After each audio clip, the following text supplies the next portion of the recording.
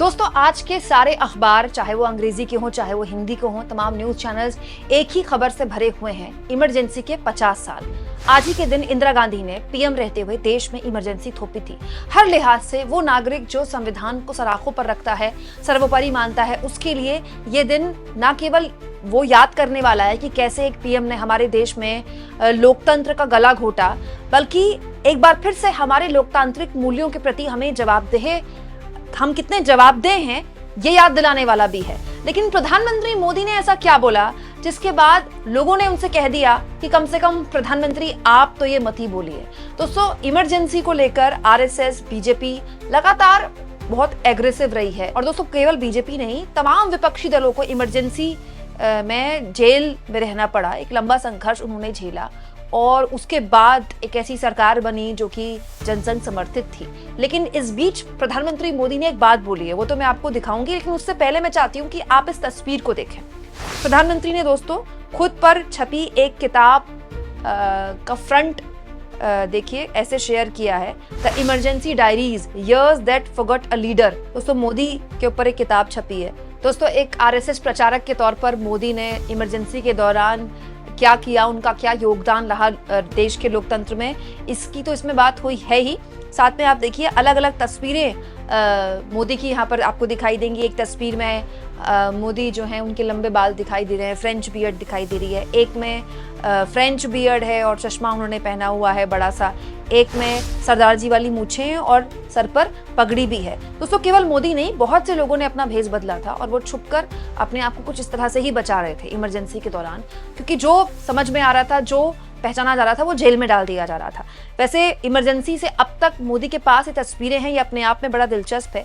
लेकिन ये तस्वीरें कोलाज बनाकर एक बुक छापी गई जिसको खुद मोदी ने प्रमोट किया, ये बताते हुए कि कैसे लोग भूल गए कि एक हीरो के तौर पर उस वक्त भी इमरजेंसी के खिलाफ आरएसएस प्रचारक के तौर पर मोदी ने अपनी भागीदारी दर्ज की थी।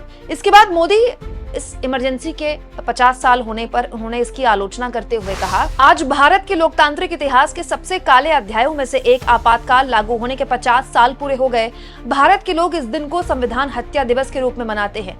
इस दिन भारतीय संविधान में निहित मूल्यों को दरकिनार कर दिया गया, मौलिक अधिकारों को निलंबित कर दिया गया, प्रेस की स्वतंत्रता को खत्म कर दिया गया और कई राजनीतिक नेताओं, सामाजिक कार्यकर्ताओं, छात्रों और आम नागरिकों को जेल में डाल दिया गया। ऐसा लग रहा था जैसे उस समय सत्ता में बैठी कांग्रेस सरकार ने लोकतंत्र को बंधक बना लिया था। इसके अलावा 3-4 ट्वीट्स मोदी ने और किए, जिसके बाद आगे वो कहते हैं, हम अपने संविधान में निहित सिद्धांतों को मजबूत करने तथा विकसित भारत के अपने सपने को साकार करने के लिए मिलकर काम करने की अपनी प्रतिबद्धता को भी दोहराते हैं। हम प्रगति की नई ऊंचाई को छुएं तथा गरीबों और वंचितों के सपनों को पूरा करें। मतलब मोदी ये कह रहे हैं कि आरएसएस और बीजेपी ने जो योगदान इमरजेंसी के दौरान दिया, अब उनकी सरकार उसी को आगे बढ़ा रही है। और इसको लेकर दोस्तों उस वक्त की तत्कालीन कांग्रेस सरकार की उन्होंने आलोचना की, जो कि बिल्कुल होनी चाहिए। इमरजेंसी को किसी भी तरह कोई भी जस्टिफाई नहीं कर सकता, कोई भी जस्टिफाई नहीं कर सकता।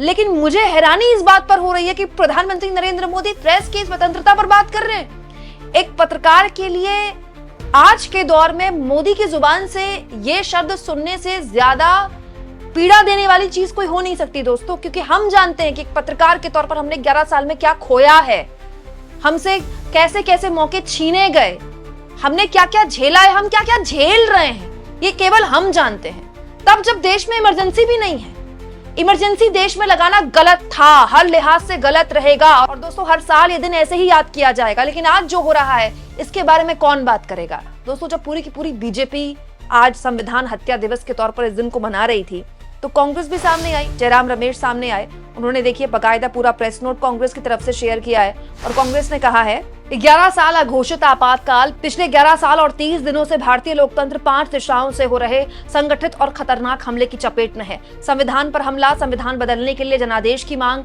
सब जानते हैं दोस्तों प्रधानमंत्री नरेंद्र मोदी की बीजेपी के कई नेताओं ने 2024 के लोकसभा चुनाव में ये बोला था कि 400 पार तो हमें इसलिए चाहिए क्योंकि संविधान बदलना है।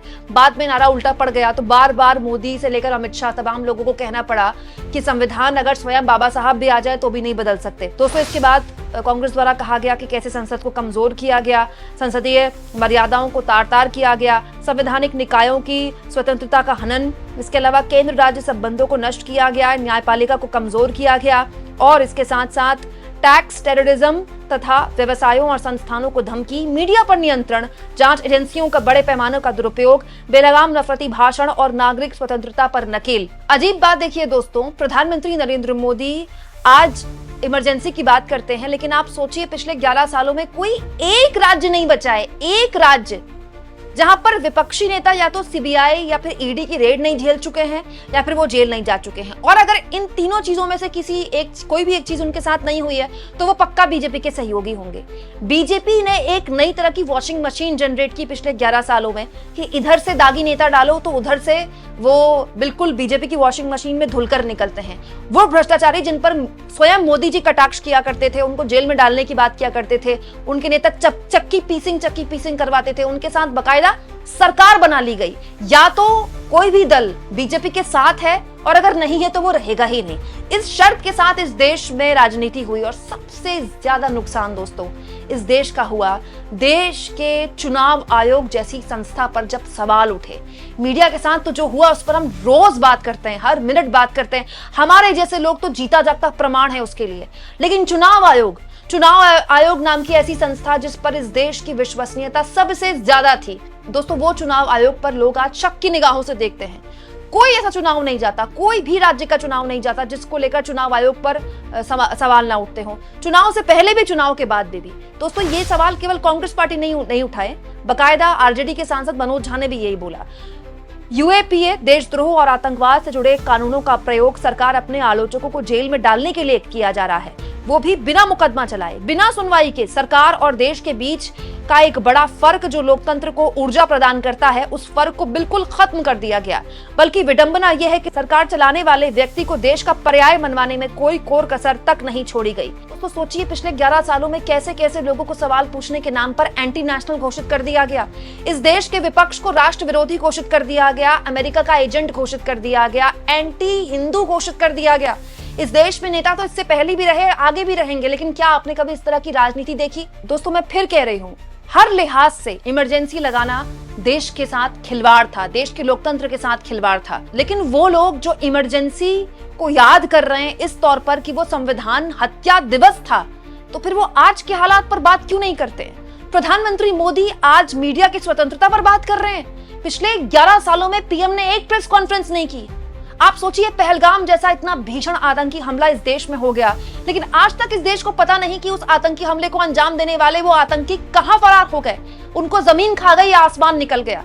और सबसे बड़ी बात, इस देश में पिछले 11 सालों में ऐसी सरकार बनी जिसमें जवाबदेही के नाम पर कोई नहीं, कोई भी गलती हो जाए, ताबड़तोड़ रेल हादसे हो जाए, इतना बड़ा प्लेन हादसा हो गया, 275 लोगों की जान चली गई, लेकिन जवाबदेही के नाम पर एक इस्तीफा तक नहीं है। इस्तीफा तो छोड़िए, न तो गृहमंत्री ने पहलगाम आतंकी हमले को लेकर एक प्रेस कॉन्फ्रेंस की, न ही नागरिक उड्डयन मंत्री ने प्रेस कॉन्फ्रेंस करने के लिए जब वो आए तो वहां पत्रकारों के सवाल लिए। सवाल पूछना तो छोड़िए, सवाल लेना तक इस सरकार के मंत्रियों को गवारा नहीं। और सोचिए ये सब कुछ जानते समझते हुए प्रधानमंत्री मोदी आज के दिन लोकतंत्र की दुहाई दे रहे। अच्छी बात है दोस्तों, मोदी लोकतंत्र और संविधान के नियमों को, उनके आदर्शों को समझ रहे हैं तो बहुत अच्छी बात है। लेकिन हमारे जैसे लोग जो लोकतंत्र के प्रहरी हैं, जो संविधान के प्रहरी हैं, उन्होंने पिछले 11 सालों में जो झेला, जो आज भी झेल रहे हैं, उन पर पीएम क्या बोलेंगे? दोस्तों आप इस मुद्दे पर क्या सोचते हैं? कमेंट बॉक्स में जरूर लिखें और जितना हो सके चैनल को शेयर करें, सब्सक्राइब करें और थैंक्स और ज्वाइन। दोस्तों ये 2 ऑप्शन है जिसके जरिए अगर आप चाहें तो आर्थिक तौर पर भी चैनल की हाथ मजबूत कर सकते हैं।